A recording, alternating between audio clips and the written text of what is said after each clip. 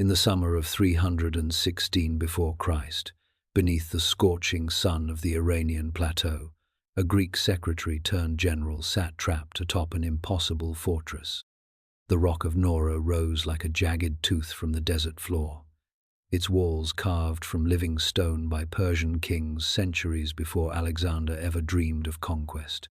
Below, the armies of Antigonus the One-Eyed stretched to the horizon, 40,000 men waiting for one man to surrender or starve. That man was Eumenes of Cardia, and he should have been nothing more than a footnote in the chronicles of greater men, a clerk who kept records while heroes won empires, a bureaucrat who filed reports while legends carved their names into eternity. Yet here he sat, defying the most powerful warlord in Asia, commanding the loyalty of the Silver Shields, Alexander's veterans who had marched from Macedonia to India and back again. How does a secretary become the last hope of a dying dream? How does a man with no royal blood, no ancestral claim to greatness, no divine heritage, rise to challenge those who called themselves the heirs of Alexander? The answer lies not in the great battles that echo through history, but in the quiet moments between them, in the scratch of a reed pen on papyrus, in the patient accumulation of trust, in the deadly game of survival that began the moment Alexander the Great drew his last breath in Babylon. This is the story of Eumenes of Cardia, the forgotten king who never wore a crown, the general who won by losing, the loyal servant who outlasted his masters. His name appears in the margins of histories written by his enemies. His victories are credited to others. His defeats are remembered as the triumphs of greater men. But for 7 years, from the death of Alexander to his destruction in the mountains of Media, Eumenes of Cardia held together the fraying edges of the largest empire the world had ever known. In an age of titans, he was mortal. In a world of warriors, he was a scholar. In a time of kings, he remained a servant. And perhaps that is why he came closer than any of them to achieving what Alexander himself had only dreamed. Not just conquering the world, but governing it. Chapter 1. The Secretary's Rise. The city of Cardia perched on the narrow neck of the Thracian Chersonese, like a sentinel guarding the passage between Europe and Asia. Here, where the Hellespont's waters rushed toward the Aegean, east met west in the clash of oars and the cry of merchants. It was here, sometime around 362 before Christ, that Eumenes was born into a world already reshaping itself under the shadow of Macedonian ambition. Cardia was Greek, but barely. Its citizens spoke Greek, worshipped Greek gods, and lived in Greek houses arranged around Greek agoras. Yet Persian gold still clinked in their marketplaces. Persian customs still colored their festivals. Persian administrators still collected taxes for a great king who ruled from distant Persepolis. The boy Eumenes grew up bilingual, not by choice but by necessity, learning to navigate between tongues as easily as his city's merchants navigated between continents. His father's name has been lost to history, swallowed by the indifference of chroniclers who measured worth by the swing of a sword rather than the stroke of a pen. We know only that the family possessed enough wealth to educate their son in rhetoric and letters, enough status to move in circles where ambitious young men caught the attention of powerful patrons. In the Greek cities of Asia Minor, such education was both luxury and necessity. Literacy meant survival in a world where treaties were written in multiple languages and broken with equal facility. The young Eumenes displayed what his later enemies would grudgingly call a dangerous intelligence. He memorized not just the classics of Greek literature but the administrative practices of Persian bureaucracy. He studied not just the art of persuasion, but the mechanics of governance. While his contemporaries learned to thrust with spears and parry with shields, Eumenes learned to thrust with arguments and parry with documents. These skills would serve him well when, in 343, Philip II of Macedon arrived in Thrace with an army and a vision. Philip came not as conqueror, but as liberator, at least in his telling. The Greek cities of the Chersonese had appealed to him for protection against Thracian raids and Persian interference. Cardia, however, had not joined this appeal. Its citizens remained loyal to the great king, or at least profitable under his rule. Philip's response was swift and calculated. He began constructing a new city called Philippopolis directly across from Cardia, strangling its trade routes and making continued Persian loyalty economically impossible. The siege that followed was not one of walls and catapults, but of economics and diplomacy. Persian gold bought the Cardian resistance. Macedonian discipline promised Cardian prosperity. Between these pressures, the city's leaders found themselves negotiating not just for territory but for survival. It was in these negotiations that the young Eumenes first drew the attention of Philip's court, serving as interpreter and cultural broker between Greek tradition and Macedonian ambition. Philip II was many things warrior, politician, visionary, drunk, but above all he was practical. He recognized talent regardless of its origin and ruthlessly recruited it to his service. In Eumenes, he saw not just linguistic ability but administrative genius. The young man could draft treaties that satisfied both parties while secretly favoring Macedonian interests.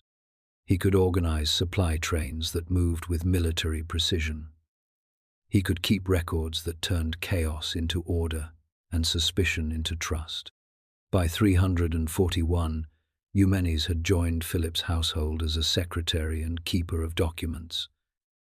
It was a position that seemed humble but carried enormous influence.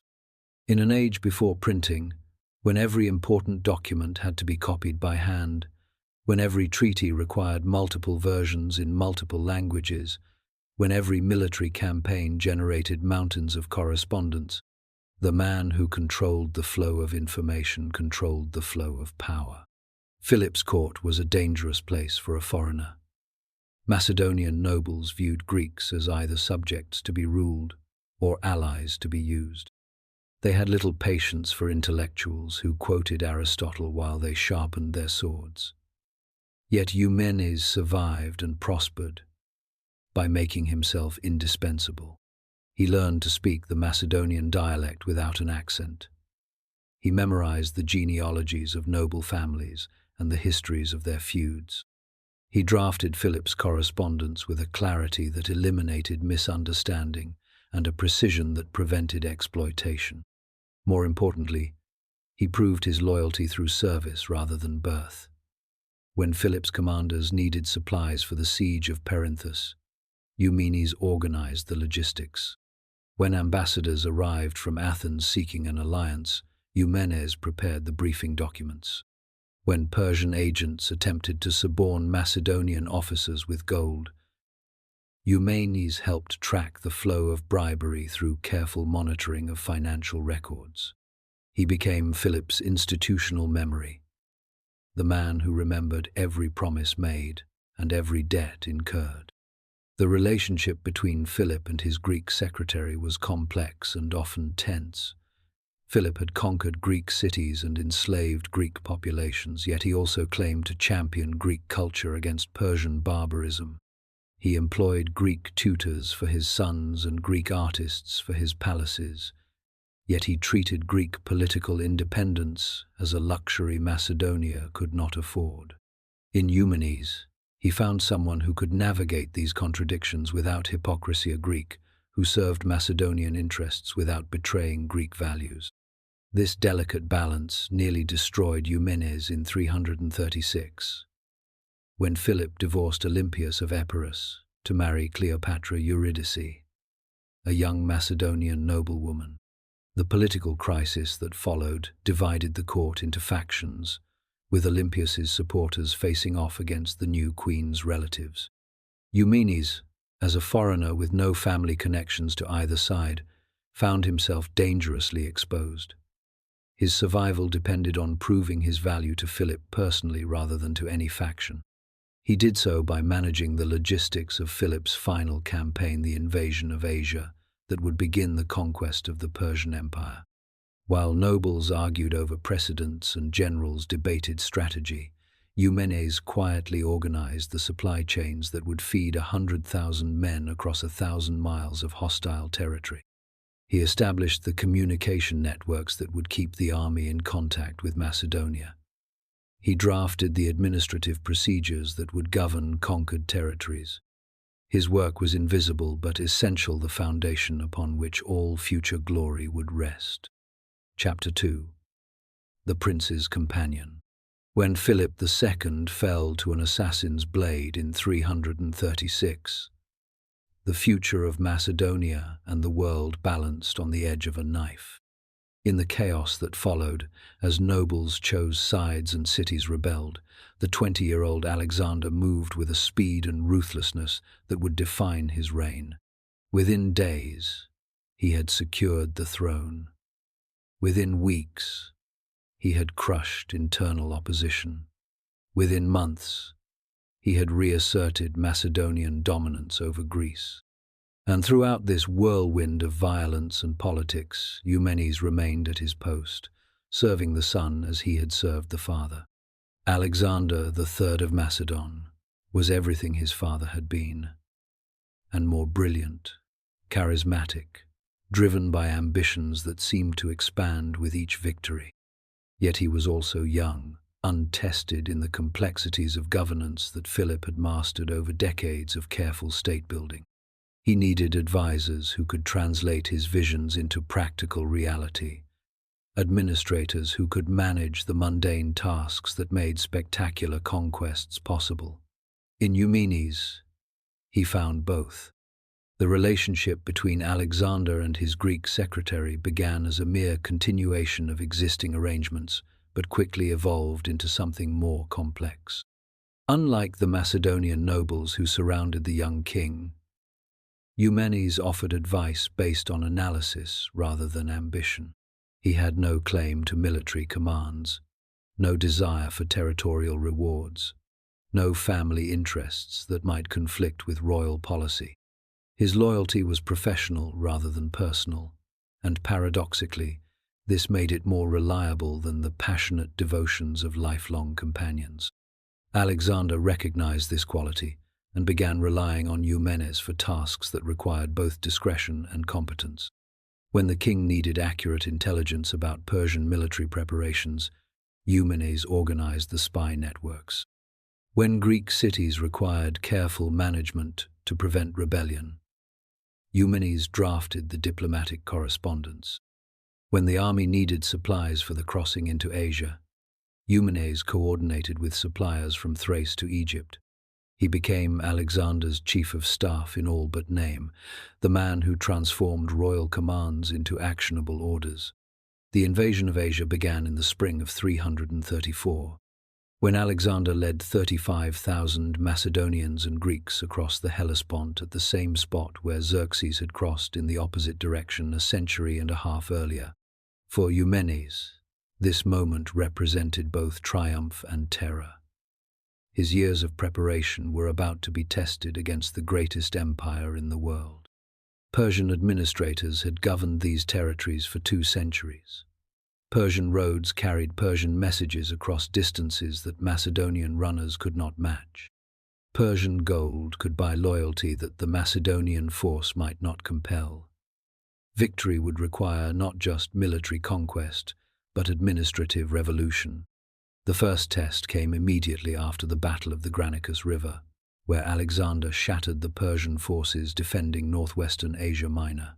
While the king pursued fleeing enemies and received the surrender of Greek cities, Eumenes faced the more complex task of establishing Macedonian administration over captured territories. Persian satraps had fled, taking their records and treasuries with them. Local populations waited to see whether their new masters would prove better or worse than their old ones. Greek cities demanded restoration of their traditional freedoms, while Macedonian generals coveted their wealth and strategic positions. Eumenes solved these problems through a combination of pragmatism and innovation that would characterize his entire career. Rather than imposing a single administrative system across all conquered territories, he adapted Macedonian practices to local conditions. In Persian-dominated areas, he maintained the satrapial system while replacing Persian appointees with Macedonian loyalists. In Greek cities, he restored traditional assemblies while ensuring that Macedonian interests remained paramount. In tribal regions, he worked through existing chieftains while establishing Macedonian garrisons at strategic points. This flexible approach required enormous attention to detail and constant communication across vast distances. Eumenes developed courier networks that could carry messages from Alexander's headquarters to local administrators in days rather than weeks. He established standardized reporting procedures that allowed central oversight without micromanagement. He created financial systems that could track revenues from dozens of different sources while maintaining local taxation methods that populations understood and accepted. The siege of Halicarnassus in late 334 provided the first major test of these systems. The city was strongly fortified and defended by Memnon of Rhodes, the most competent Persian general in Asia Minor. Alexander's assault required months of careful preparation, during which the army consumed enormous quantities of supplies while producing no revenue from conquest. Eumenes's administrative network kept food flowing from recently captured territories, maintained communication with supply bases across the Aegean, and organized the engineering resources needed for siege warfare. More importantly, he managed the political complexities that threatened to undermine military success. Greek cities wanted assurance that supporting Alexander would not result in Macedonian occupation. Persian nobles sought guarantees that surrender would preserve their lives and properties. Macedonian generals demanded rewards commensurate with their contributions while competing for the king's favor. Eumenes balanced these competing demands through careful negotiation and selective compromise, ensuring that political divisions did not sabotage military unity. His success in these tasks earned him unprecedented access to Alexander's inner circle. While remaining technically a secretary, he began participating in strategic planning sessions previously reserved for military commanders. Alexander consulted him not just about administrative matters but about political strategy, diplomatic initiatives, and even military tactics. The young king, brilliant but inexperienced, had found in Eumenes a counselor who could think systematically about problems that required both immediate solutions and long-term planning. This influence grew throughout the march through Western Asia Minor during 333. As Alexander moved inland toward his confrontation with Darius III at Issus, Eumenes coordinated the logistics that made rapid movement possible while maintaining secure communication with newly established bases. He organized the intelligence gathering that provided Alexander with accurate information about Persian movements. He managed the diplomatic initiatives that prevented local populations from supporting Persian counterattacks. The Battle of Issus in November 333 marked a turning point in both the war and Eumenes's career. Alexander's victory was complete. Darius fled the field, leaving behind his family, his treasury, and his reputation for invincibility. The Persian Empire's western defenses had collapsed. The road to Egypt and Mesopotamia lay open. For Eumenes, however, the victory created new challenges that would test his abilities in unprecedented ways. The capture of Darius's family, his mother Sisygambis, his wife Statira, and his daughters required delicate handling. These were not ordinary prisoners, but symbols of Persian legitimacy, whose treatment would influence the loyalty of millions of Persian subjects.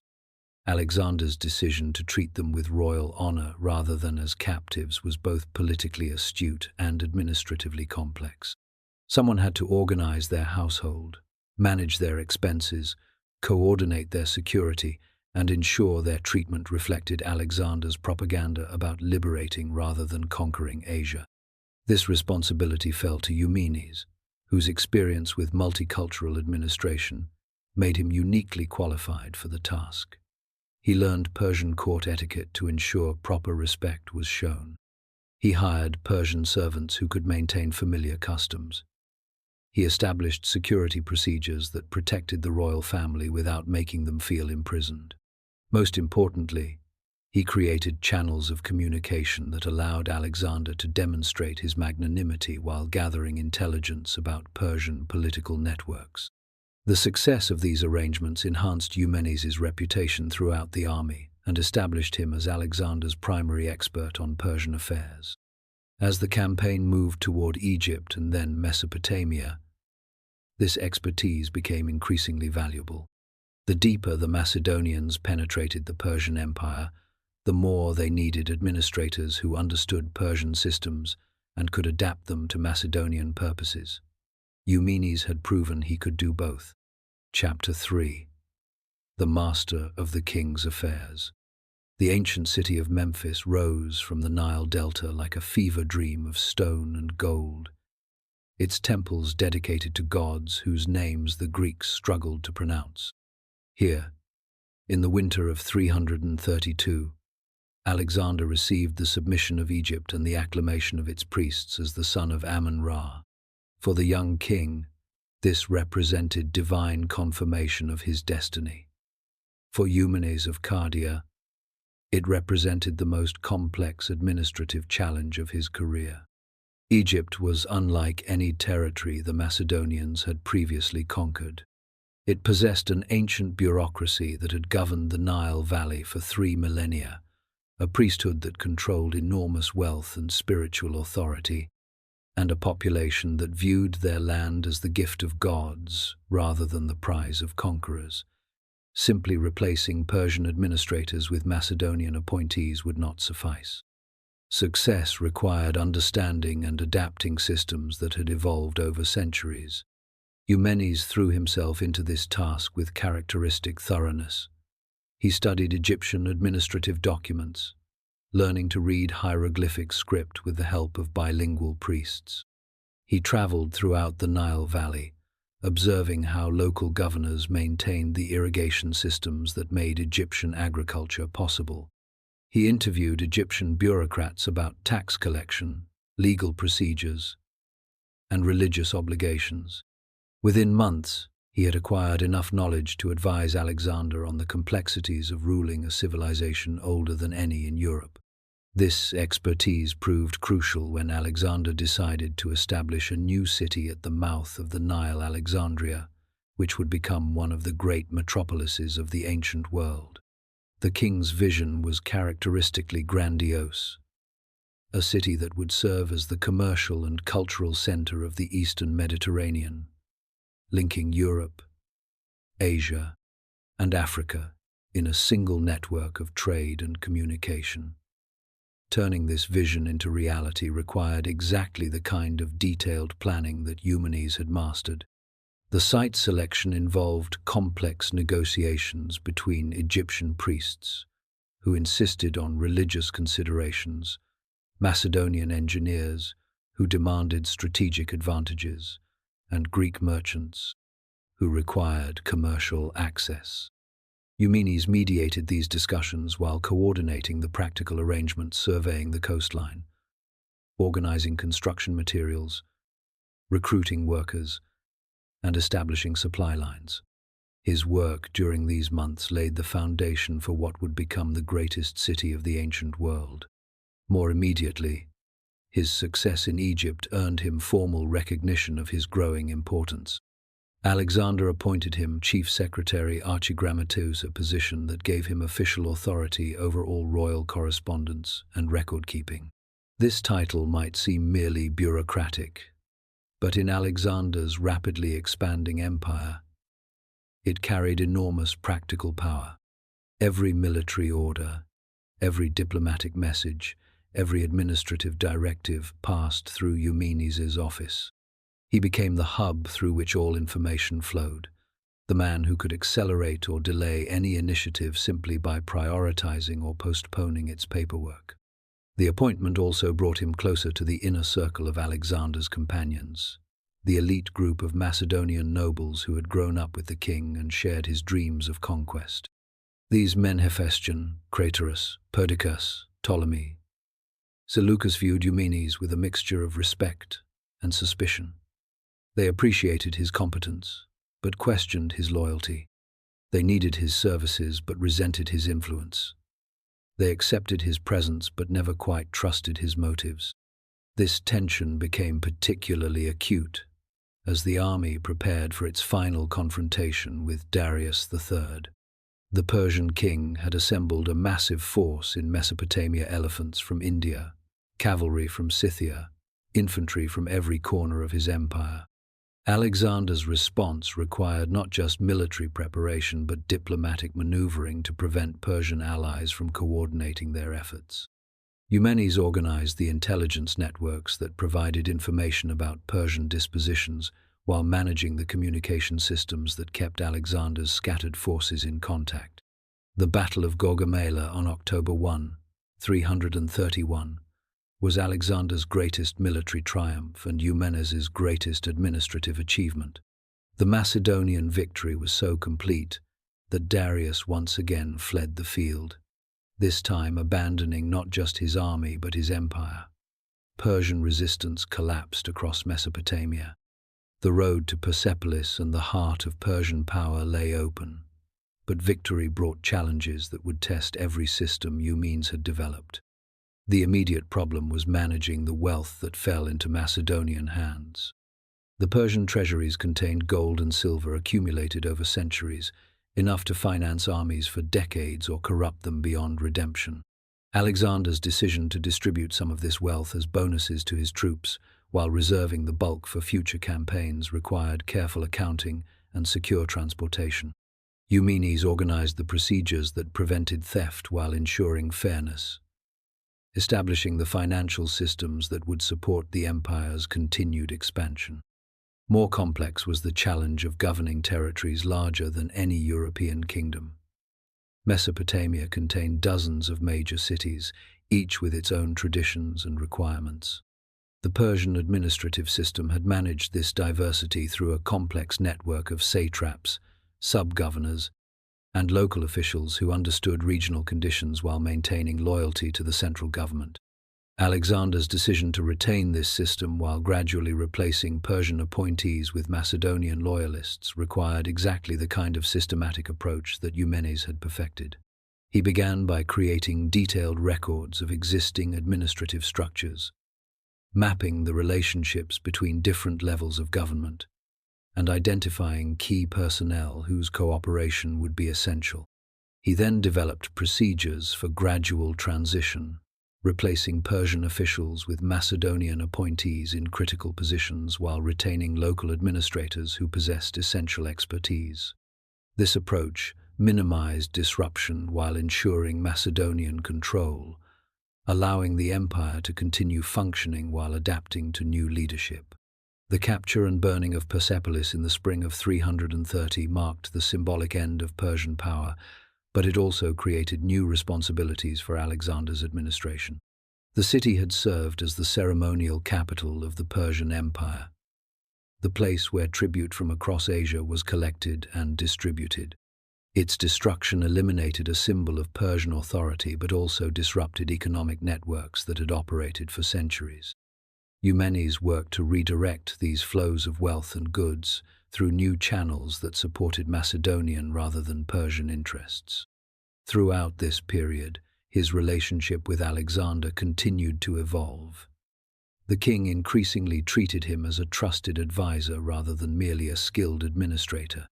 He consulted Eumenes about political strategy, sought his opinion on personnel decisions, and relied on his judgment in matters requiring both intelligence and discretion.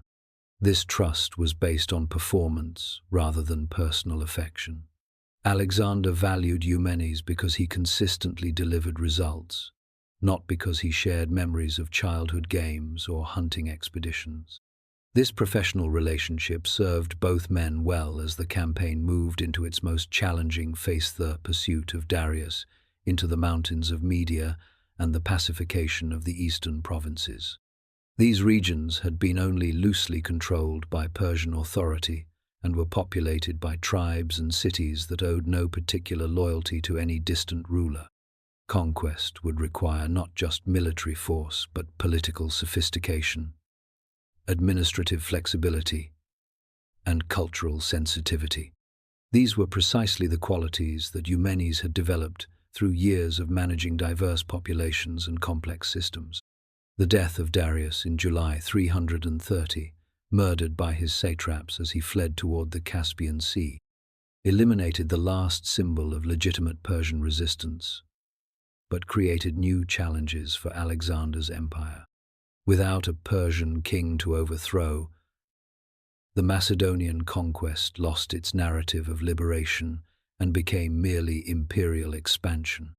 Local populations could no longer be told they were being freed from Persian tyranny. They had to be convinced that Macedonian rule offered genuine advantages over independence. Eumenes addressed this challenge by developing propaganda strategies that emphasized Alexander's role as the legitimate successor to Persian authority rather than its foreign conqueror. He organized ceremonies in which local nobles could formally transfer their allegiance from the dead Darius to the living Alexander. He established procedures for recognizing local customs and privileges while ensuring ultimate Macedonian control. He created communication networks that could spread favorable news about Macedonian policies while countering hostile rumors before they sparked rebellion. These efforts proved crucial as Alexander's army moved into Bactria and Sogdiana, the remote provinces of northeastern Iran, where Persian authority had always been tenuous and local resistance was fierce.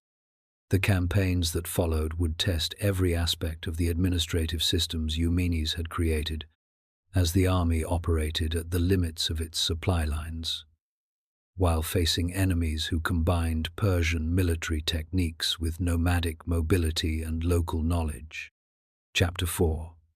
The Crucible of the East.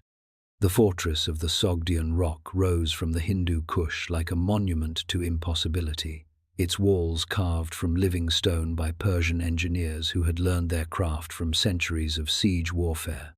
In the spring of 328, Alexander stared up at those walls and made a promise that seemed to mock the laws of physics and military science. He would take the rock, and with it, he would break the spirit of resistance that had turned the eastern provinces into a graveyard of empires. For Eumenes, watching from his position among the king's staff, the siege represented more than a military theater. It was a test of every system he had developed over the years of the campaign. The army was operating 1,500 miles from its nearest major base, connected to Macedonia by supply lines that stretched across deserts, mountains, and hostile territories. Local populations viewed the Macedonians as foreign invaders rather than liberators. Persian resistance had evolved from regular warfare into guerrilla tactics that made every village a potential battlefield and every ally a possible traitor. The administrative challenges were staggering. The army required 40,000 tons of grain per month, yet the local countryside had been devastated by years of warfare. Communications with distant provinces took weeks, yet military situations could change in hours. Intelligence networks that had functioned effectively in civilized territories broke down in regions where loyalty shifted with the seasons and tribal alliances meant more than royal commands. Eumenes attacked these problems with systematic thoroughness. He established forward supply bases at strategic intervals along the army's route, each capable of sustaining operations for several weeks.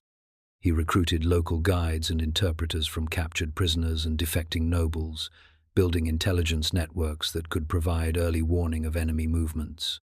He organized an engineering corps that could construct bridges, repair roads, and adapt siege equipment to local conditions. Most importantly, he maintained the communication systems that kept Alexander's scattered forces coordinated, despite operating across territories larger than most European kingdoms. The siege of the Sogdian Rock became a laboratory for testing these innovations.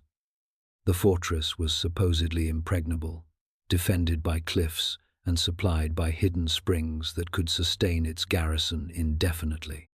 Previous besiegers had simply starved outside its walls, until weather or political necessity forced them to withdraw. Alexander's solution was characteristically audacious: would scale the cliffs during a winter storm and take the fortress by direct assault. Eumenes coordinated the logistics that made this madness possible. He organized the supply trains that kept the besieging army fed during months of winter warfare. He managed the engineering projects that constructed siege ladders capable of reaching the fortress walls. He recruited the specialized troops Agrianians from Thrace, Cretan archers, Thracian peltasts, whose skills were essential for cliffside combat. When Alexander's volunteers finally scaled the rock and forced its surrender, their success depended as much on Eumenes' preparation as on their courage. More importantly, the siege demonstrated Alexander's determination to control the eastern provinces regardless of cost or difficulty. Local rulers who had hoped the Macedonians might prove temporary visitors realized they faced permanent occupation. Persian nobles who had maintained secret communications with Darius's successors understood that further resistance meant destruction rather than negotiation. The psychological impact of conquering the impregnable fortress rippled across Central Asia, convincing many communities that submission offered better prospects than defiance.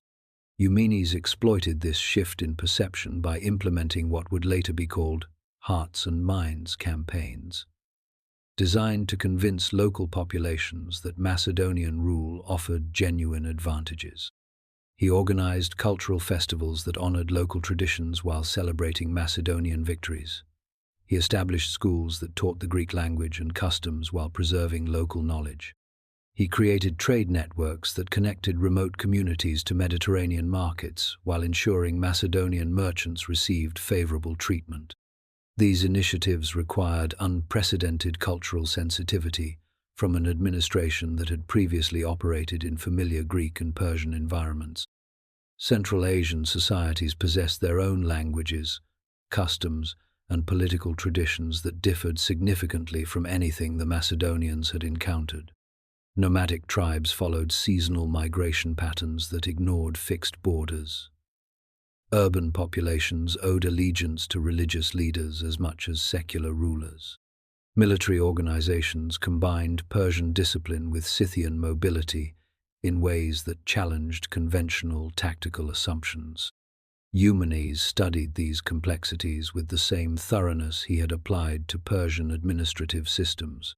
He learned Sogdian and Bactrian dialects, mastered the genealogies of tribal chieftains, and memorized the religious calendars that governed local political activities. He recruited local administrators who could serve as cultural brokers while maintaining loyalty to Macedonian interests. He developed policies that accommodated nomadic lifestyles while establishing fixed bases that could project Macedonian power across vast distances. This work was complicated by growing tensions within Alexander's court. The prolonged campaigns in the east had strained relationships between the king and his Macedonian companions, many of whom wanted to return home with their accumulated wealth rather than pursue further conquests.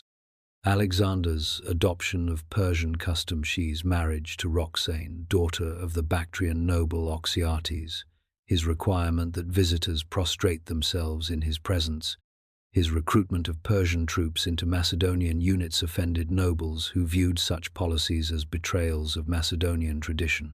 Eumenes found himself caught in the middle of these disputes, defending policies he had helped implement while maintaining relationships with nobles who opposed them.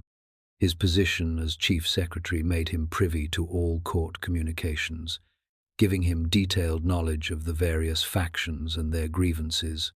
His success in managing the eastern provinces made him valuable to Alexander, but his foreign birth made him suspect to traditionalist Macedonians who saw him as part of the orientalizing influence they blamed for their king's changing personality.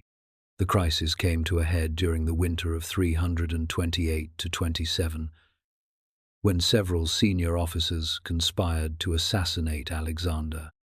The plot was discovered before it could be executed, but the investigation revealed the depth of discontent within the army. Philotas, son of Parmenion, and one of Alexander's closest friends, was accused of complicity and executed after torture. Parmenion himself, the most senior of Alexander's generals, was quietly murdered in Media to prevent him from seeking revenge for his son's death. Eumenes played a crucial role in managing the aftermath of these purges. As chief secretary, he controlled the communications that announced the executions to distant commands, crafting messages that justified Alexander's actions while preventing panic or rebellion. He organized the administrative procedures that redistributed the victims' commands and properties among loyal officers. He managed the security arrangements that protected Alexander from further assassination attempts while maintaining the appearance of normal court life. More subtly, he worked to rebuild trust between Alexander and his surviving companions by demonstrating that loyal service would be rewarded while treachery would be punished. He ensured that officers who had remained faithful during the crisis received promotions and honors. He facilitated reconciliation ceremonies that allowed suspected dissidents to reaffirm their loyalty without losing face. He maintained communication channels that allowed grievances to be expressed privately rather than festering into conspiracy. These efforts proved crucial when Alexander announced his intention to invade India, pushing the empire's boundaries beyond even Persian precedent. Many officers viewed this decision as evidence of their king's growing megalomania, but open opposition had become too dangerous after the recent executions. The army would follow Alexander into India, but their enthusiasm had been replaced by resignation and their loyalty by fear. In such circumstances, administrative competence became even more important than military prowess. The Indian campaigns that began in 327 tested every aspect of the systems Eumenes had developed. The army was now operating 2,000 miles from Macedonia, connected to its base by supply lines that crossed multiple hostile territories. Local conditions, monsoon rains, tropical diseases, unfamiliar crops challenged assumptions about logistics and movement that had worked in Mediterranean and Persian environments. Enemy tactics wore elephants, poisoned arrows. Riverine warfare required new forms of military preparation and medical support. Eumenes addressed these challenges by adapting his administrative methods to Indian conditions. He recruited local suppliers who understood seasonal variations in food production and could predict weather patterns that affected transportation. He organized medical services that could treat tropical diseases while maintaining the army's fighting strength. He established communication networks that could function during monsoon seasons when normal travel became impossible. He coordinated with local rulers who chose to ally with Alexander, using their knowledge and resources to support Macedonian operations. The climax of the Indian campaign came at the Hydaspes River in May 326, where Alexander faced Porus, the most powerful king in the Punjab. The battle that followed was one of Alexander's greatest tactical achievements, demonstrating his ability to adapt Macedonian methods to Indian conditions. But victory came at an enormous cost. Many of Alexander's best officers were wounded or killed, his cavalry was decimated, and his infantry was exhausted by months of continuous campaigning in unfamiliar territory. More ominously, the army's morale finally broke when Alexander announced plans to march further east toward the Ganges River and the kingdoms beyond. At the Hyphasis River, his soldiers simply refused to continue. For the first time in his career, Alexander faced mutiny from troops who had followed him across the known world but would follow him no further. The king raged and pleaded, but his army remained adamant. They had had enough of conquest. They wanted to go home. Eumenes watched this confrontation with deep concern, understanding its implications better than most. The mutiny revealed that Alexander's greatest strength, his ability to inspire loyalty through shared hardship and promised glory, had reached its limits. The army that had conquered the Persian Empire was no longer the band of adventurous young Macedonians who had crossed the Hellespont. It had become a weary collection of veterans who had seen too much warfare, accumulated too much wealth, and lost too many friends to continue following dreams of infinite expansion. Chapter 5. The Return to Babylon. The fleet that carried Alexander's army down the Indus River in the autumn of 325 seemed to stretch from horizon to horizonite. 100 vessels bearing 30,000 soldiers, their families, their slaves, and their accumulated treasures from a decade of conquest. For the crews who guided these ships through treacherous waters, the sight represented the greatest maritime undertaking in history.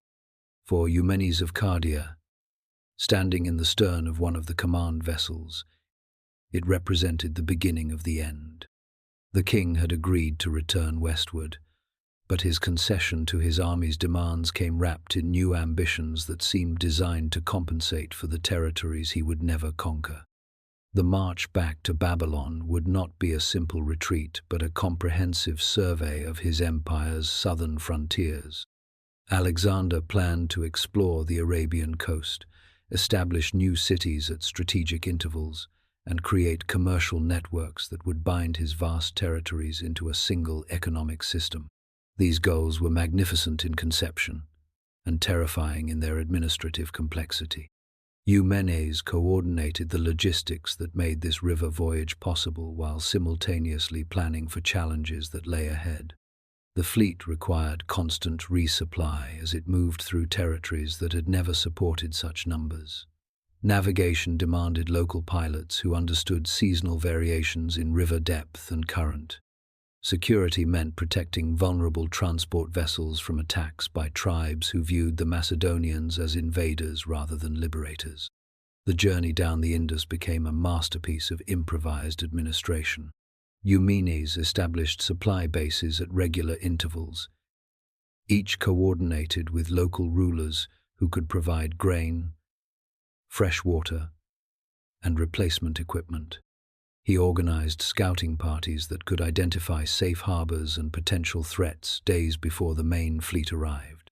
He maintained communication between Alexander's headquarters ship and the scattered vessels carrying different components of the army, ensuring coordinated movement despite the chaos of river travel. More challenging was managing the human cost of this enterprise. The fleet carried not just soldiers, but thousands of camp followers' wives, children, servants, merchants who had attached themselves to the army during years of campaigning. These civilians lacked military discipline but could not be abandoned without destroying the army's morale. They required food, medical care, and protection, but contributed nothing to the expedition's military capabilities. Eumenes developed procedures that integrated civilian support into military logistics while maintaining the flexibility essential for rapid movement. The most dangerous moment came at the confluence of the Indus and the Arabian Sea, where Alexander decided to divide his forces. Craterus would lead the main army westward through the familiar territories of Arachosia and Drangiana. Nearchus would command the fleet in an exploration of the coastal route to the Persian Gulf. Alexander himself would march through Gedrosia, the desert province that ancient writers described as the graveyard of armies. This decision horrified Alexander's advisors, who understood that Gedrosia had defeated every previous invader who attempted to cross it. Cyrus the Great had lost an entire army in its wastes. Persian satraps avoided it whenever possible. Local populations survived only through intimate knowledge of water sources and seasonal patterns that no foreign army could hope to master. Alexander's insistence on this route seemed motivated more by the desire to surpass Cyrus's achievements than by strategic necessity. Eumenes found himself assigned to accompany Alexander through Gedrosia, a posting that seemed more like exile than promotion. His administrative skills would be tested against challenges that had no precedent in previous campaigns. The desert offered no cities to govern, no local officials to co-opt, no established systems to adapt. Success would depend entirely on preparation, discipline, and the ability to maintain organization under conditions that destroyed armies and broke kings. He attacked the problem with characteristic thoroughness, but his preparations were hampered by a lack of reliable information about conditions in Gedrosia. Persian records described the province in terms that seemed more mythological than geographical. Local guides offered contradictory advice about routes and water sources. Even basic questions show far between oases. What season offered the best weather? Which tribes might be friendly received answers that varied with each informant. Working with limited knowledge, Eumenes organized the largest supply effort in the expedition's history. He arranged for supply ships to follow the coast, carrying reserve food and water for delivery at predetermined beaches. He recruited every available camel and ox cart for the transport of provisions.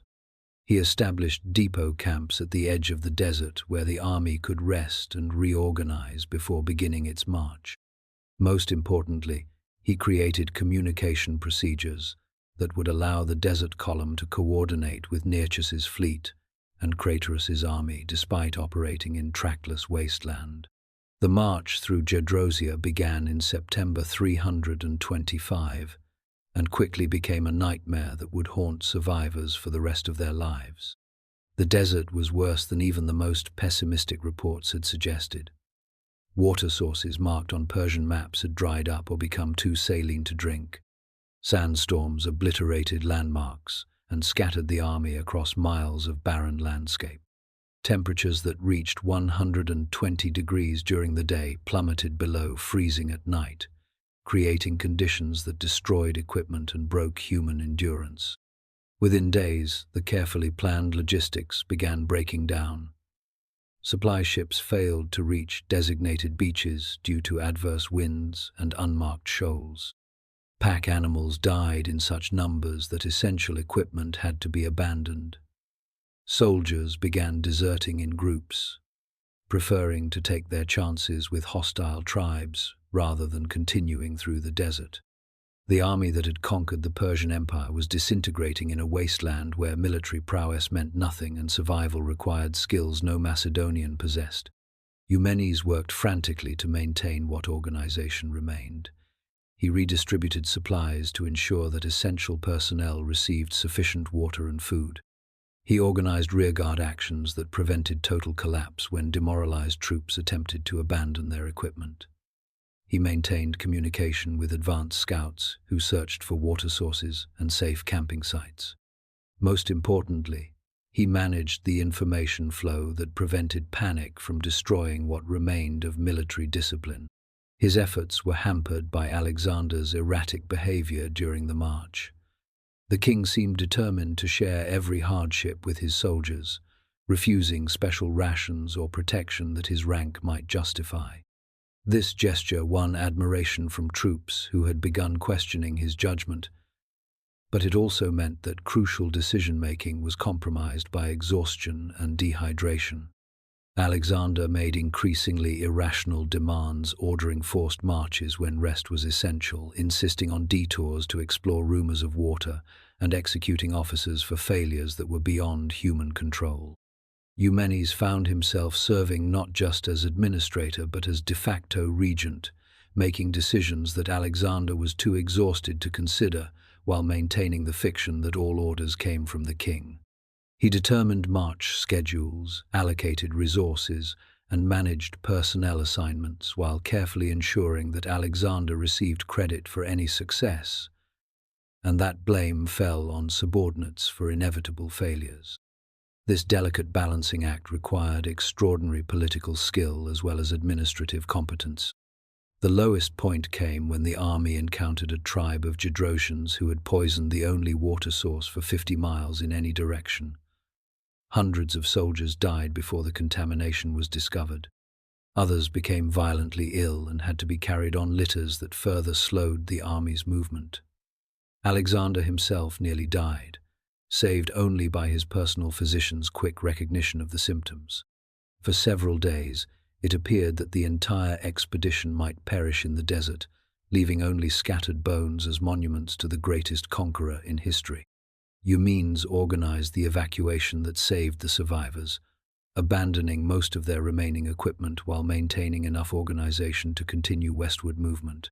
He coordinated with local guides who finally agreed to reveal genuine water sources in exchange for Persian gold. He managed the medical care that kept the most seriously ill soldiers alive during continued marching. Most importantly, he maintained the communication systems that eventually established contact with Nearchus's fleet, allowing coordinated extraction from the desert. The army that finally emerged from Gedrosia in December 325 was a shadow of the force that had entered it 3 months earlier. Nearly a quarter of the soldiers had died, along with most of the camp followers and virtually all of the pack animals. The survivors were gaunt, sun-blackened, and psychologically shattered by experiences that would influence their behavior for the rest of their lives. Alexander himself seemed aged by decades, his legendary confidence replaced by a haunted awareness of mortality that would color his final years.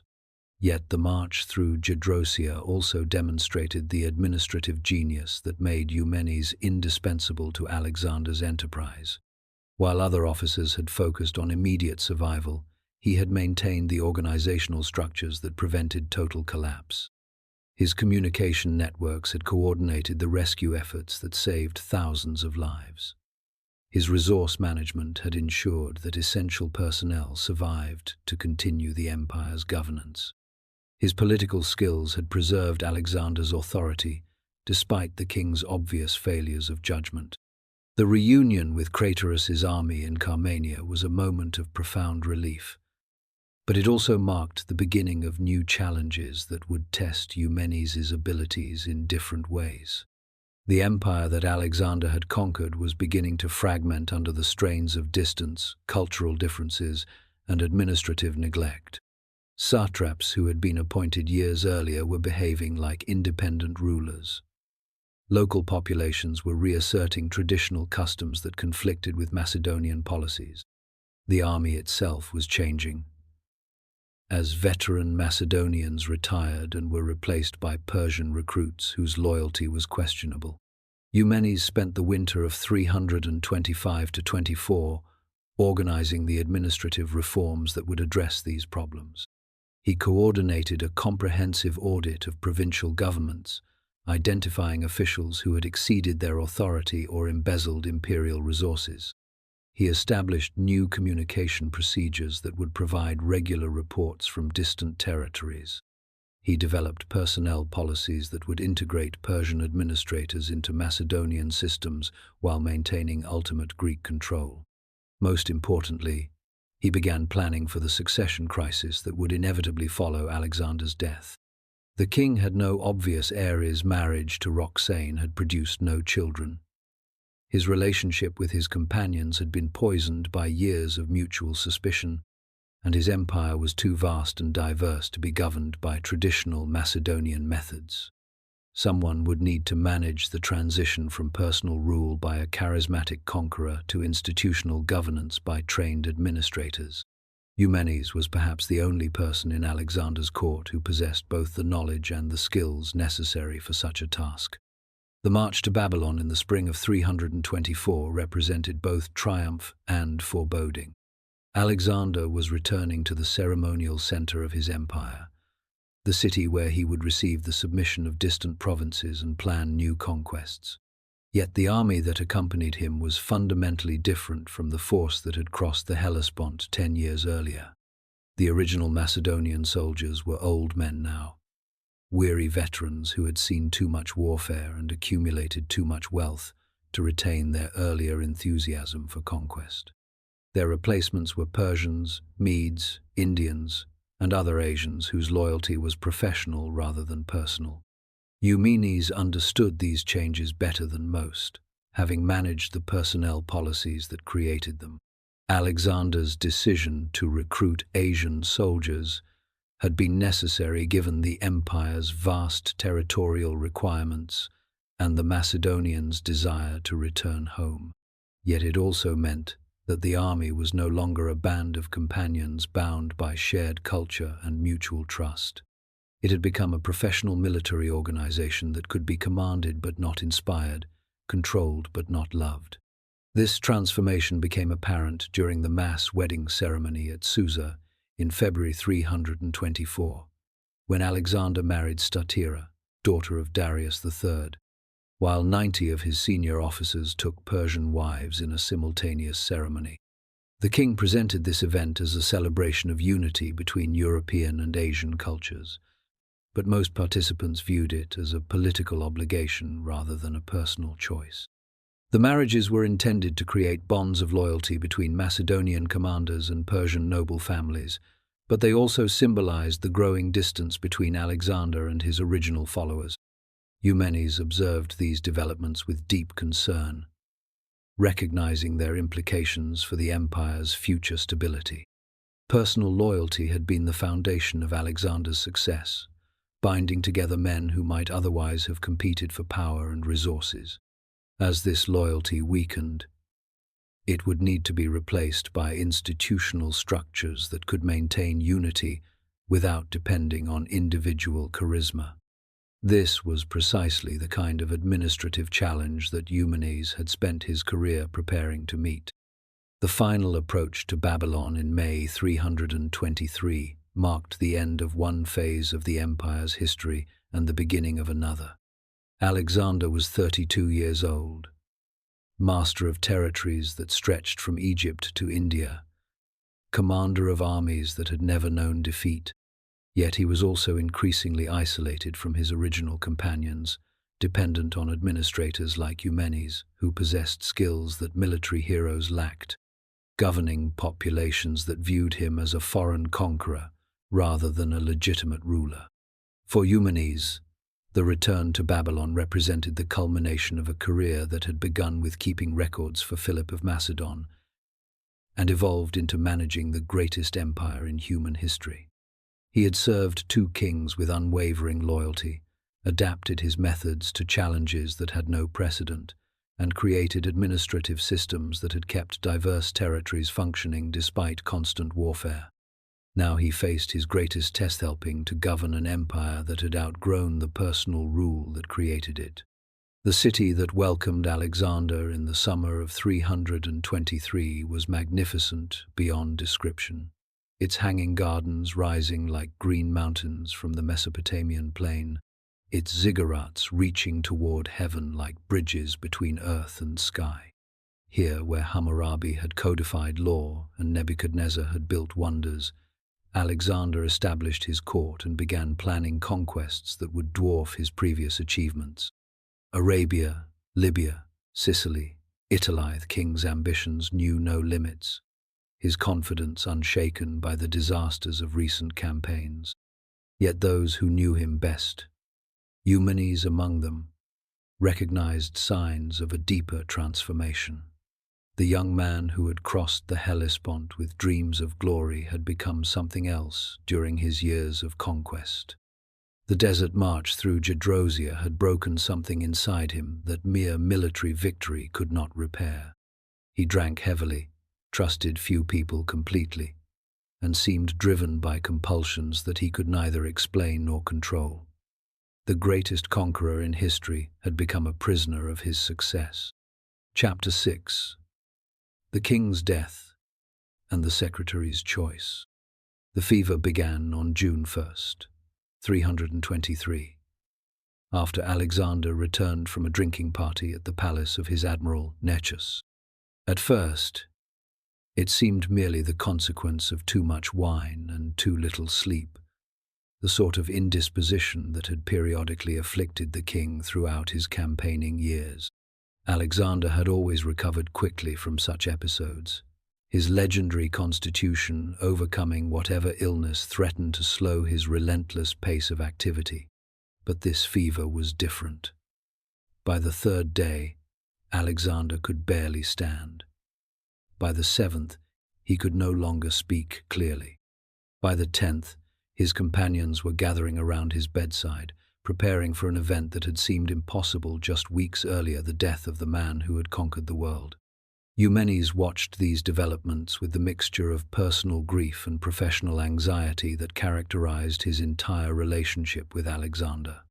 The king had been his patron, protector, and the source of whatever authority he possessed. Yet Alexander's death would also create opportunities that could transform a secretary into something far more significant if he possessed the courage and intelligence to seize them. The immediate crisis was administrative rather than emotional. Alexander had no clear successor. His wife, Roxane, was pregnant, but the child might be female.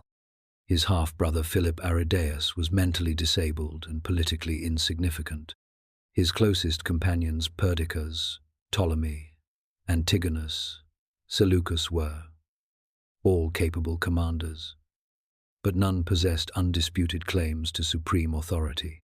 The empire that Alexander had held together through personal charisma was about to fragment into competing territories governed by ambitious warlords. Eumenes understood this situation better than most. Having managed the communication networks that connected distant provinces to central authority, he knew which satraps were loyal, which were merely opportunistic, and which were already behaving like independent rulers. He knew the financial resources available to different factions and the military forces they could mobilize. Most importantly, he knew the administrative procedures that kept the empire functioning despite its vast scale and cultural diversity. This knowledge made him valuable to all potential successors, but it also made him dangerous to each of them. As long as Alexander lived, Eumenes' loyalty was unquestionable because it was professionally necessary. With the king's death, that loyalty would become a matter of choice rather than obligation. The companions who had tolerated his influence while Alexander lived might decide that a foreign administrator posed too great a risk to their ambitions. The final days of Alexander's life became a complex negotiation between competing factions, each seeking to position itself advantageously for the coming succession struggle. Perdiccas, as senior bodyguard, claimed authority based on his proximity to the king. Ptolemy argued for collective leadership by the most senior companions. Antigonus demanded recognition of his control over the Asian territories. Seleucus insisted on maintaining the unity that Alexander had created. Eumenes found himself courted by all sides, each faction recognizing his administrative expertise while fearing his potential alignment with their rivals. Perdiccas offered him continued authority over the royal secretariat. Ptolemy promised him governorship of a wealthy province. Antigonus suggested a partnership in controlling the eastern territories. Seleucus proposed collaboration in maintaining imperial unity. These negotiations took place in whispers and coded messages while Alexander lay dying, creating an atmosphere of conspiracy that poisoned relationships among men who had shared a decade of campaigns. The king's bedchamber became a theater where personal ambitions played out against the backdrop of imperial collapse. Each visitor claimed to seek Alexander's welfare while positioning for the coming power struggle. On June 10th, 323, Alexander died without naming a successor or providing clear instructions for the empire's future governance. His final words, according to various accounts, were either "to the strongest" or "to Crateros," an ambiguity that would fuel decades of warfare as different claimants interpreted his meaning to support their positions.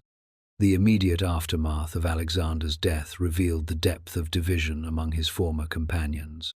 Within hours, armed factions were forming in Babylon's streets, as different groups attempted to seize control of key installations: the royal treasury, the armory, the communication centers. The palace complex all became focal points of competition between men who had recently fought side by side against common enemies. Eumenes faced a crucial decision. He could attempt to remain neutral, maintaining his administrative position while avoiding factional politics. He could align with the strongest faction, trading his expertise for protection and advancement. Or he could pursue a third option that few others possessed the knowledge to attempt: could try to preserve imperial unity by supporting legitimate succession, according to Macedonian law, and Alexander's presumed intentions. He chose the third path, despite its obvious dangers. At the crucial assembly where Alexander's companions debated the succession, Eumenes supported the compromise that emerged from hours of tense negotiation. Philip Aridaeus would serve as king under the regency of Perdiccas. who would govern until Alexander's unborn child came of age. The empire would remain unified under central authority, with individual companions receiving satrapies as rewards for their service. This settlement satisfied no one completely, but prevented immediate civil war. Perdiccas received recognition as regent, but his authority depended on cooperation from satraps who commanded their own armies. The companions received wealthy territories, but their independence was limited by imperial oversight. Alexander's family retained nominal authority, but real power rested with military commanders who owed them no personal loyalty. Eumenes' support for this compromise earned him confirmation as chief secretary and appointment as satrap of Cappadocia and Paphlagonia, territories in Central Asia Minor that were wealthy but strategically vulnerable. More importantly, it established his reputation as a defender of legitimate authority rather than a factional opportunista position that would prove crucial in the struggles that followed. The division of Alexander's empire, formalized at the partition of Babylon in June 323, created a new political landscape that would dominate the ancient world for the next 3 centuries. Ptolemy received Egypt and established the dynasty that would rule until Cleopatra. Antigonus gained authority over much of Asia Minor and began building his own imperial ambitions. Seleucus took control of Mesopotamia and the eastern provinces, founding the empire that would stretch from Syria to India. Lysimachus received Thrace and began expanding into the Balkans. Yet the partition also preserved the fiction of imperial unity under legitimate Macedonian authority. Perdiccas, as regent, retained theoretical control over all territories and the right to redistribute satrapies as circumstances required. The royal family remained in Babylon under his protection, serving as symbols of continuity with Alexander's legacy. The administrative systems that Eumenes had developed continued functioning, maintaining communication and coordination between distant provinces. This arrangement might have provided stability if all participants had honored their commitments, but it collapsed almost immediately under the pressure of individual ambitions. Ptolemy began behaving like an independent ruler in Egypt, refusing to send tribute to Babylon and establishing direct diplomatic relations with Greek cities. Antigonus expanded his territorial control beyond the boundaries established at the partition. Other satraps followed these examples, treating their appointments as permanent possessions rather than temporary assignments. Eumenes found himself in an increasingly difficult position as these violations multiplied. His loyalty to legitimate authority put him at odds with former colleagues who were pursuing independence. His administrative knowledge made him valuable to all factions, but trusted by none. His control of wealthy territories made him a target for expansion by more powerful neighbors.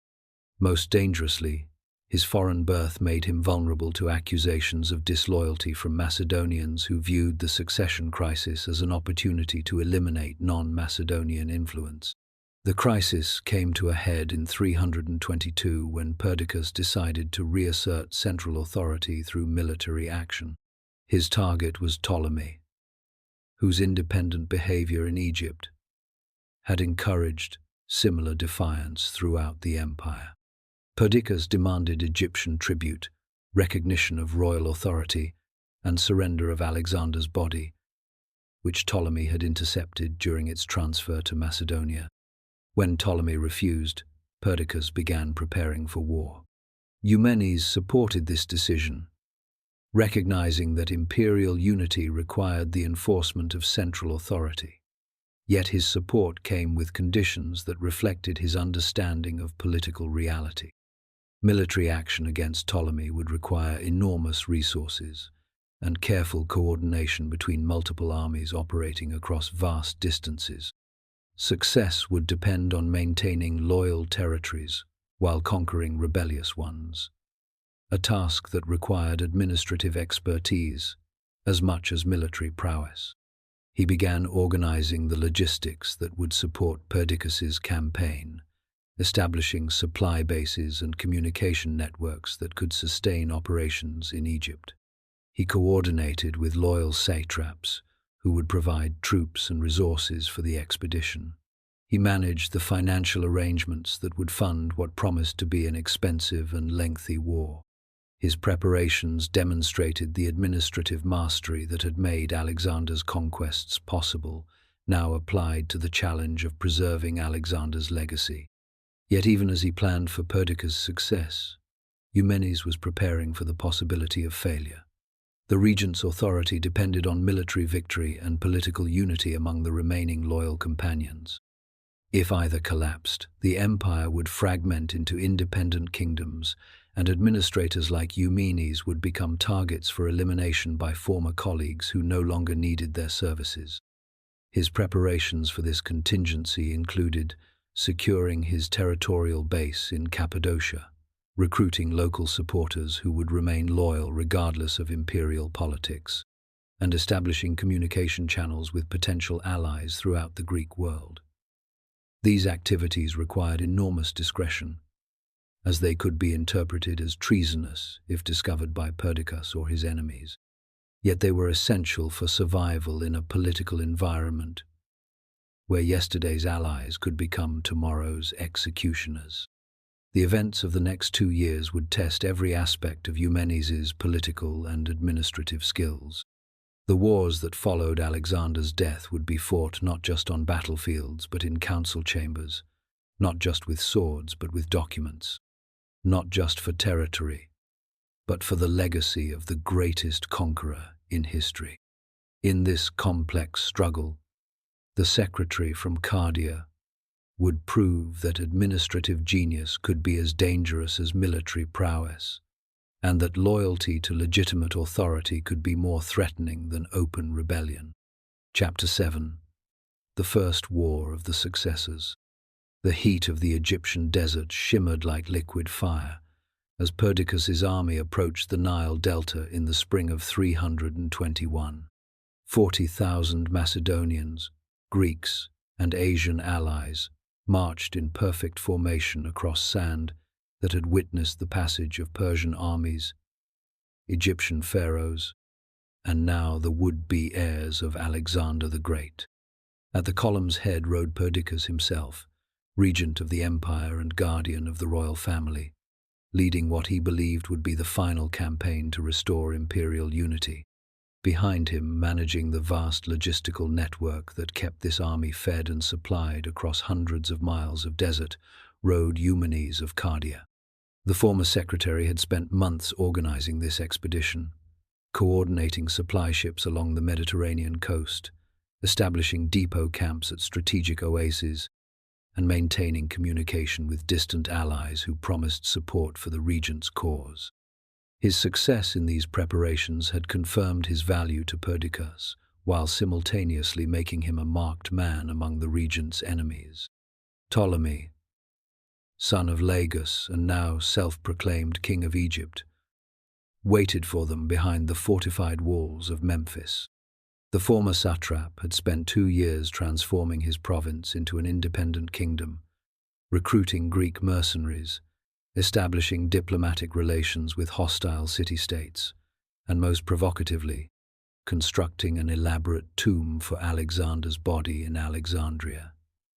His message to the other successors was clear: Egypt would not be reclaimed by a distant authority from Babylon.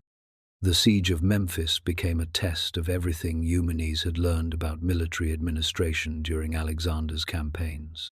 The city's walls were ancient but strong, built by pharaohs who understood siege warfare long before Greeks learned to read. Its position at the apex of the Nile Delta provided natural defenses while ensuring access to unlimited supplies from Upper Egypt.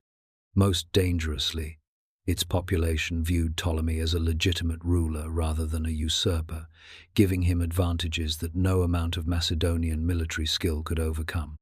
Eumenes organized the engineering projects that made the siege possible: construction of siege towers that could overtop Egyptian walls, diversion of watercourses that supplied the city's cisterns, and coordination of assault troops from multiple directions simultaneously. His administrative networks maintained contact with Perdiccas' other armies operating throughout the eastern Mediterranean, ensuring that Egyptian allies could not relieve the siege. His intelligence services provided detailed information about conditions inside Memphis, identifying weak points in the defenses and potential supporters within the city. Yet even as he managed these technical aspects of the siege, Eumenes was increasingly concerned about the political situation developing throughout the empire. Reports from his communication networks revealed that other successors were exploiting Perdiccas's absence to expand their own territorial control.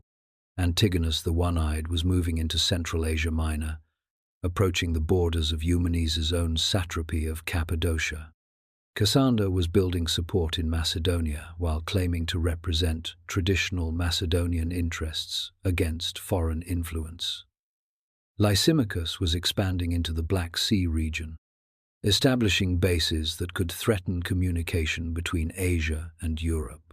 More ominously, these regional expansions were being coordinated through a coalition that specifically targeted Perdiccas and his supporters. Antigonus, Ptolemy, Cassander, and Lysimachus had formed an alliance dedicated to destroying the regent's authority and partitioning the empire among themselves. They called themselves the League of Corinth, claiming to represent Greek interests against Macedonian imperialism, but their true goal was to eliminate anyone who might restore Alexander's unified empire. Eumenes found himself in the center of this coalition's target list. His administrative expertise made him valuable to any faction that might govern the empire's diverse territories. His loyalty to legitimate authority made him dangerous to those who sought to establish independent kingdoms. His foreign birth made him vulnerable to propaganda campaigns that portrayed the succession struggle as a conflict between true Macedonians and foreign opportunists. Most importantly, his control of wealthy territories in Asia Minor made him a strategic target whose elimination would weaken Perdiccas while strengthening the coalition. The siege of Memphis collapsed in July 321, when Perdiccas's assault on the city walls resulted in catastrophic casualties without achieving penetration of the defenses. 2,000 Macedonians died in a single day's fighting, including many veterans of Alexander's campaigns who could not be replaced. The survivors, demoralized by futile losses and suffering from heat exhaustion, began questioning their commander's competence and the wisdom of continuing a campaign that seemed doomed to failure. Worse than military defeat was the political crisis that followed. Perdiccas's authority as regent depended on success in enforcing imperial unity. His failure at Memphis encouraged rebellions throughout the empire, while providing propaganda victories for his enemies. Antigonus could claim that the regent was wasting Macedonian lives on pointless campaigns.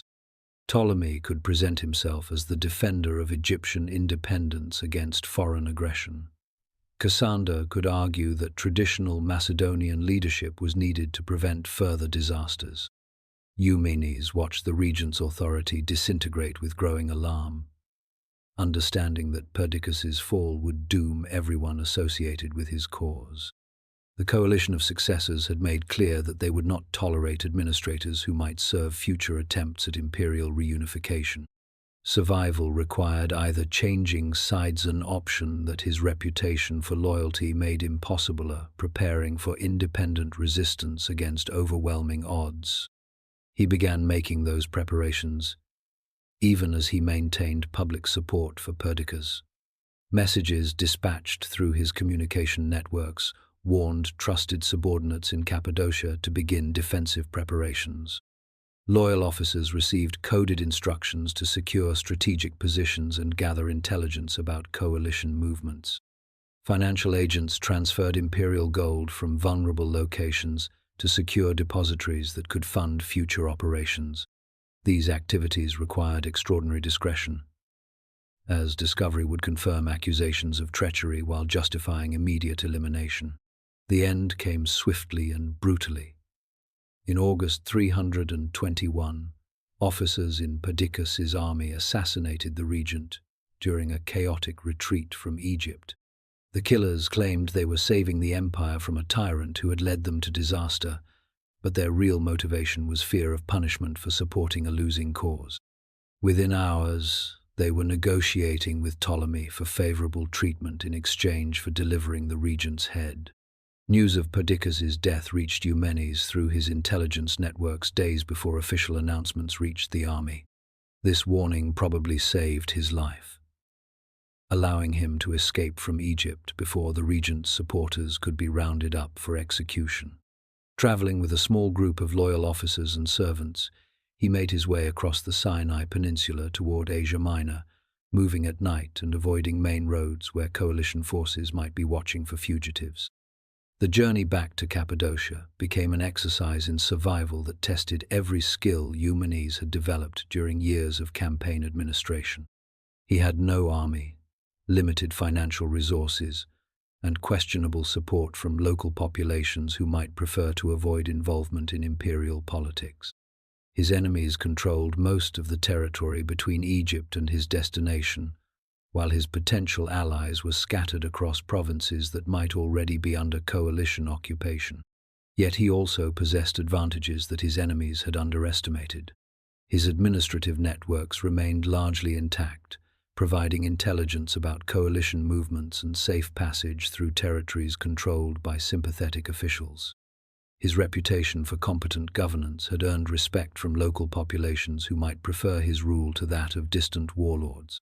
His knowledge of imperial financial systems gave him access to hidden resources that could support resistance operations. Most importantly, he carried with him the symbols of legitimate authority that made him more than just another ambitious exile. Perdiccas, before his death, had appointed Eumenes as protector of the royal family and executor of Alexander's will.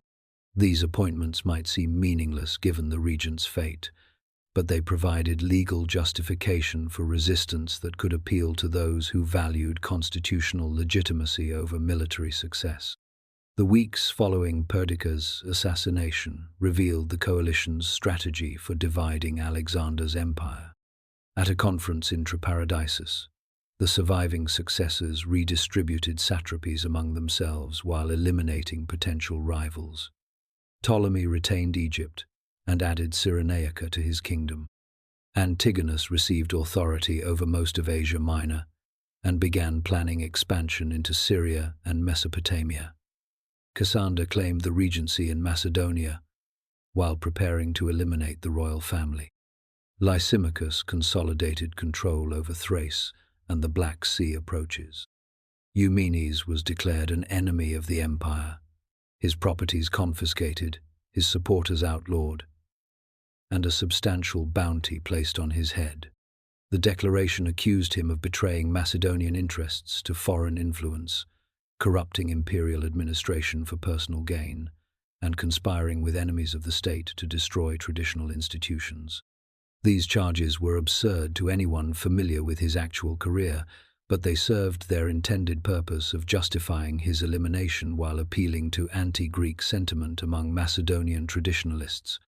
The former secretary now faced a choice that would define the rest of his life. He could attempt to negotiate with the coalition, offering his administrative expertise in exchange for a reduced sentence and safe exile. He could flee to some distant kingdom beyond their reach, abandoning the empire he had served for 2 decades. Or he could resist, using his knowledge and resources to challenge men who had betrayed the legacy they claimed to represent. He chose resistance, but resistance of a unique kind that reflected his particular talents and circumstances. Rather than attempting to raise a conventional army to challenge the coalition's military superiority, he would wage a different kind of war administrative insurgency that would expose the new ruler's incompetence while demonstrating the continuing vitality of legitimate authority. Chapter 8. The Satraps' War. The fortress of Nora rose from the Cappadocian plateau like a defiant fist raised against the sky, its walls carved from living rock by Persian engineers who understood that some positions must never fall. Here, in the autumn of 321, Eumenes of Cardia established his headquarters for a war that would last 7 years and challenge the greatest military commanders of his age. The former secretary had become something unprecedented in Macedonian politics, a legitimist rebel whose cause was constitutional authority and whose weapon was administrative genius. His situation appeared hopeless by any conventional measure. The coalition controlled most of Alexander's empire and commanded armies that numbered in the hundreds of thousands. Eumenes possessed a single fortress, fewer than 3,000 soldiers, and financial resources that would last perhaps 6 months. His enemies included men who had learned warfare from Alexander himself and governed territories that could sustain decades of military operations. Yet he also possessed advantages that his opponents had consistently underestimated throughout their careers. The first advantage was legitimacy. Perdiccas's final act as regent had been to confirm Eumenes as protector of the royal family and executor of Alexander's testament. These appointments carried enormous symbolic weight, with populations taught to revere Macedonian royal authority. Eumenes could present his resistance as a defense of legitimate government against usurpers, a message that resonated in territories where local rulers chafed under coalition control. The second advantage was administrative knowledge. 20 years of managing imperial communications had given Eumenes a detailed understanding of the empire's financial systems, supply networks, and political relationships.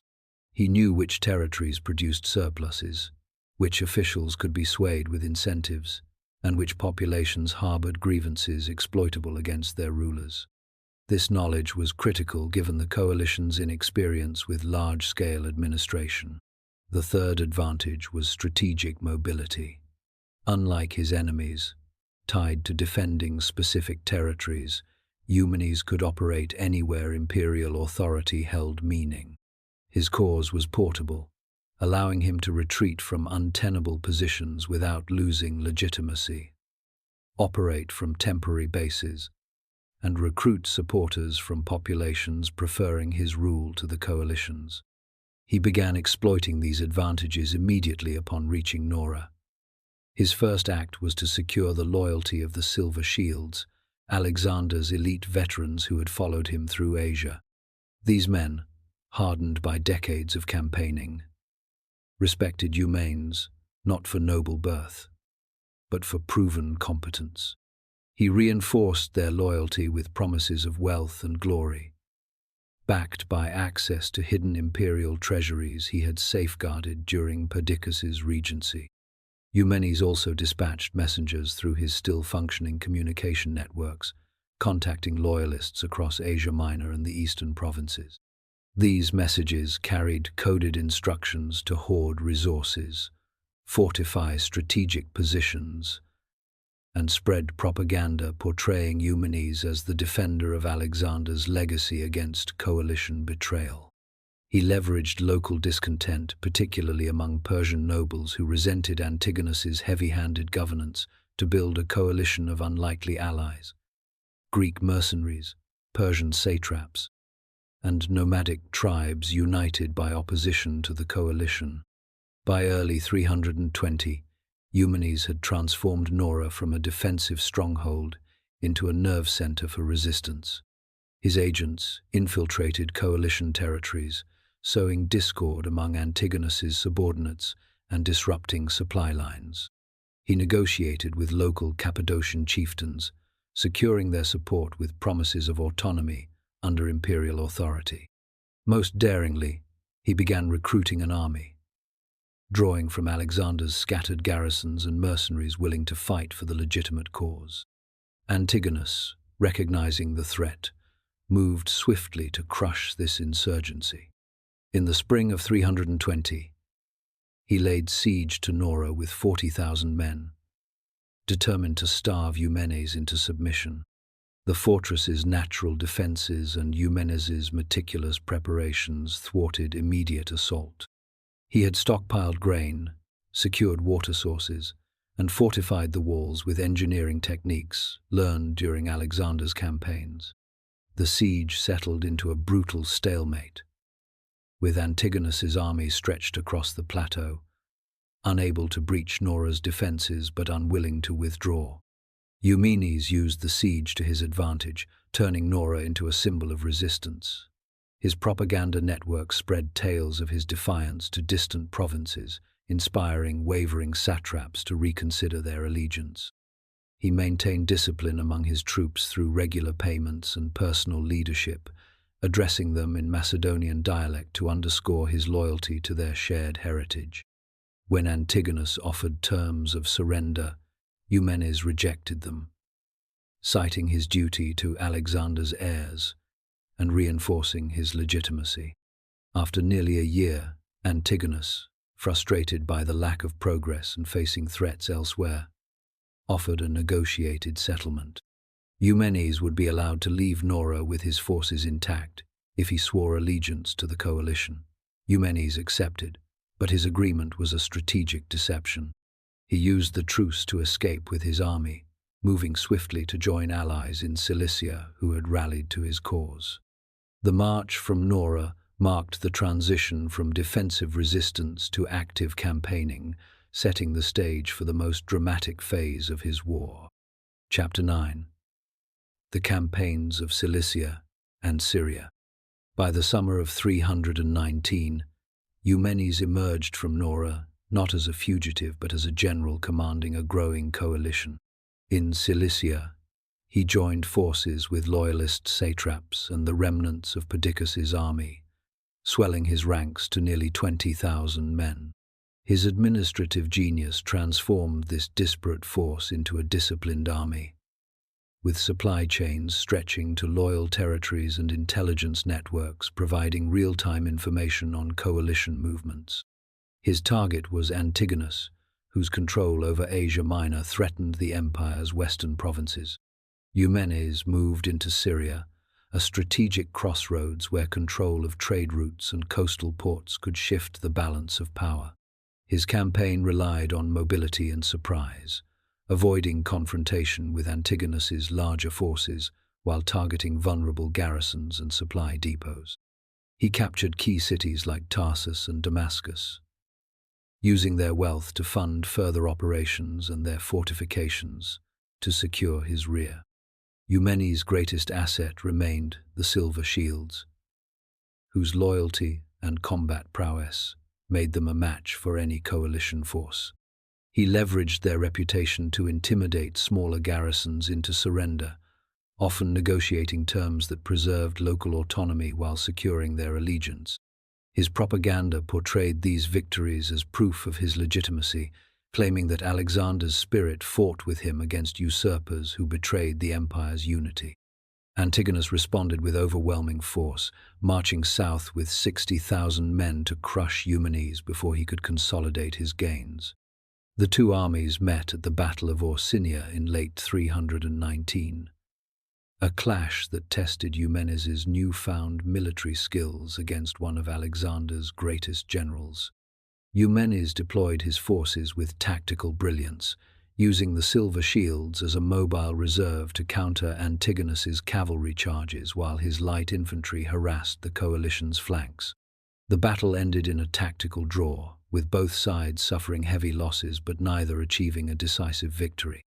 Eumenes withdrew in good order, preserving his army while Antigonus was forced to pause to replenish his forces.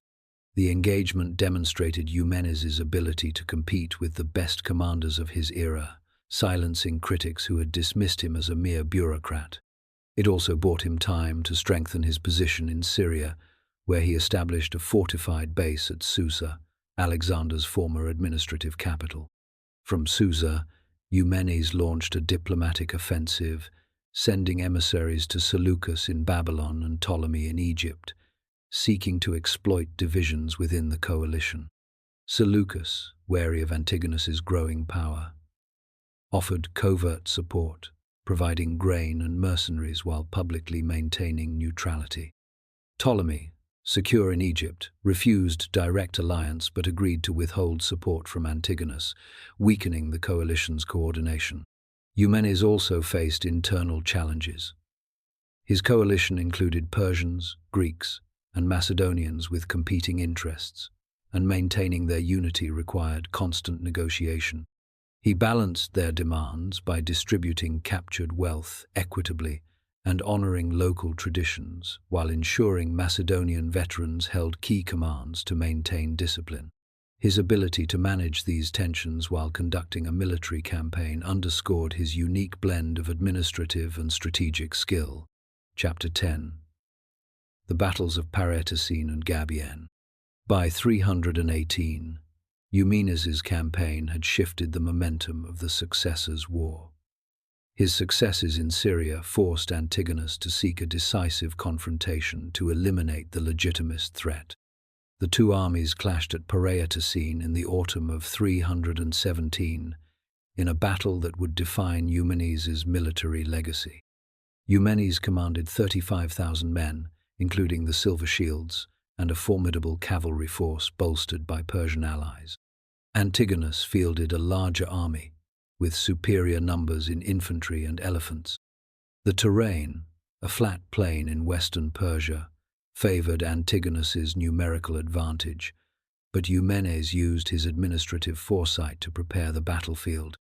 He had scouted the area months earlier, ensuring his forces were well supplied and positioned to exploit natural features like low hills and dry riverbeds.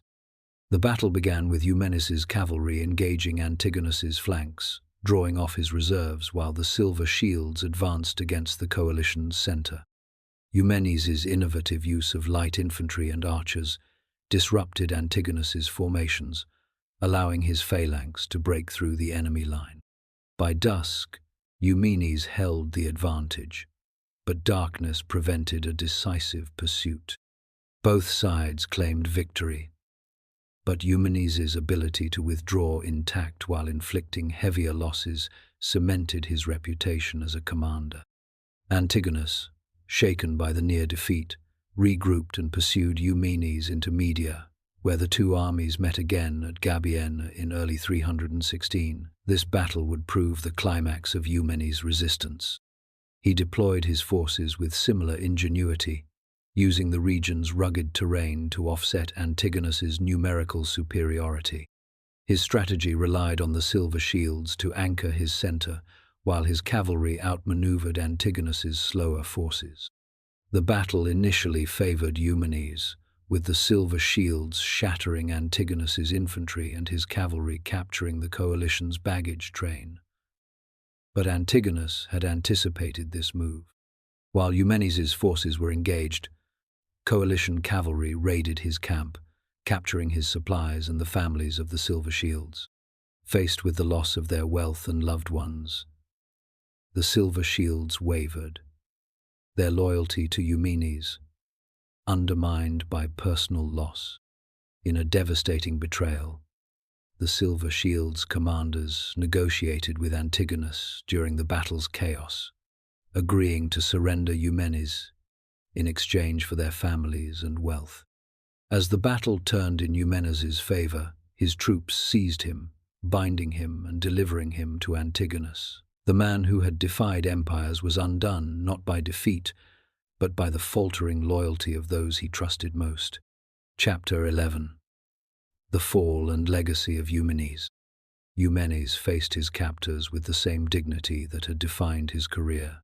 Imprisoned in a coalition camp in Media, he was offered a chance to join Antigonus's service, leveraging his administrative genius for the coalition's cause. He refused, citing his oath to protect Alexander's heirs and his belief in legitimate authority. Antigonus, respecting his resolve but fearing his influence, ordered his execution in the spring of 316. Eumenes' death marked the end of the last serious attempt to preserve Alexander's unified empire. Without his administrative genius and legitimist cause, the Successors' War descended into a brutal struggle for territorial dominance. Antigonus consolidated power in Asia, only to fall to Seleucus and Lysimachus at Ipsus in 301. Ptolemy's Egypt endured, while Seleucus's empire stretched from Syria to India, but none could replicate the unity Eumenes had fought for. His legacy, though obscured by the victors' histories, lies in the systems he created. The administrative networks, communication systems, and financial structures he developed became the foundation for the Hellenistic kingdoms that followed. Seleucus and Ptolemy adopted his methods, adapting them to govern their realms. The concept of a professional bureaucracy, independent of noble birth, owes much to Eumenes' exemplar secretary, who rose to challenge kings. In the shadow of Nora's cliffs, where Eumenes made his stand, history remembers not the man but the titans who wrote its pages. Antigonus, Ptolemy, Seleucus, their names echo through time, carved into monuments and chronicled by scribes. Eumenes of Cardia remains a ghost in their stories, his victories attributed to others, his defeats used to exalt his enemies. Yet his life poses a question that lingers beyond the dust of ancient battlefields. What is greatness? He was no warrior born to glory, no king crowned by divine right. He was a scholar who mastered the mechanics of empire, a servant who outwitted generals, a mortal who dared to govern where titans failed.